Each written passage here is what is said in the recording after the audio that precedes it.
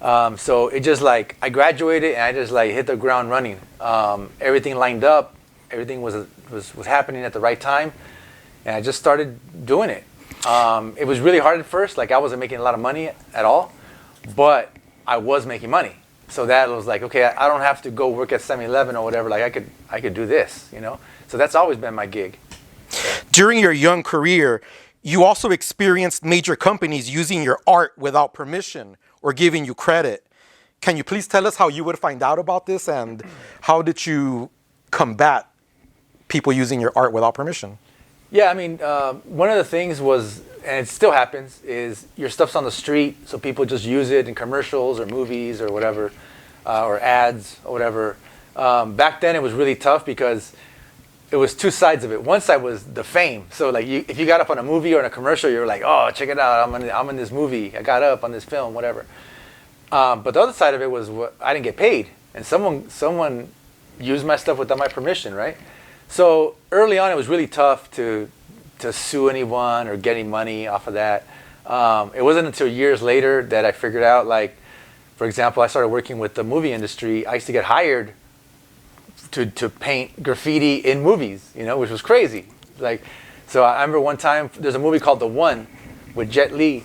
I painted the entire outside of Belmont Tunnel on the fence. They hired me to paint all these canvases in the studio, and then they installed them. So there's like a 1 second shot in the movie where at night he's running over the bridge and you can see all my graph back there. But anyways, it was just a matter of like figuring out how I could make a living, how I could make money with anything. You know, painting props for movies or you know, backstreet, you know, kind of scenes, or do illustration or create designs. I didn't care how I was making money with these people as long as it was through my art, right? So I did paintings, I did graffiti, I did illustration, I did design work, whatever I could to make a buck. You know, this is before social media. This is before people had websites. You know, this is like a long time ago, you know. In this era, it seems companies are more willing to publicize who the artist is in their marketing campaigns. Can you talk about that change in business? Yeah, so at some point, probably in the 2000s, mid-2000s, companies realized that, well, instead of just using this art in the background or just anonymously on an ad, these artists have followings. These artists are known by certain demographics.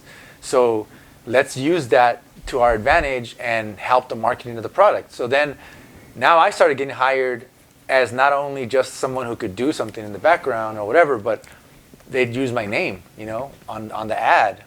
You know, I did a Microsoft commercial, which was crazy. You know, I painted for, like I said, Coca-Cola for many years. I've done all kinds of crazy commercials and movies and ad campaigns that I would never imagined that I would be doing when I was 18 years old. But what happened is just like everything changed, you know, like social media started happening. That was huge.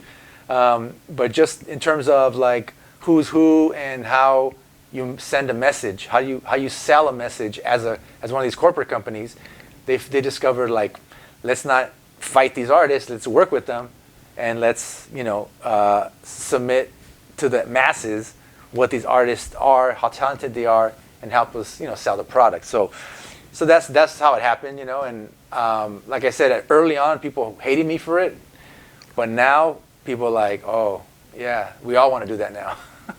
What do you feel has been a key to your successful business career? I think one of the keys I've had, I mean, is that I've been very lucky and fortunate to be in the right spot at the right time and then take that leap. So there are other artists that are way more talented than me, other artists that are way doper than me, but they just weren't there at the right time. Or if they were, they didn't take the leap into the right direction. You know, they went another direction.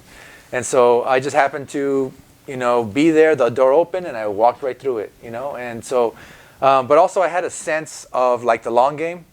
I always knew this is how I want to feed my family, raise my kids, buy a home. Like these long-term goals are going to happen through this career that I'm creating. So I was looking for that, and a lot of these artists, they weren't looking for that. And so when it approached, they didn't know, and I did. So I kind of got lucky.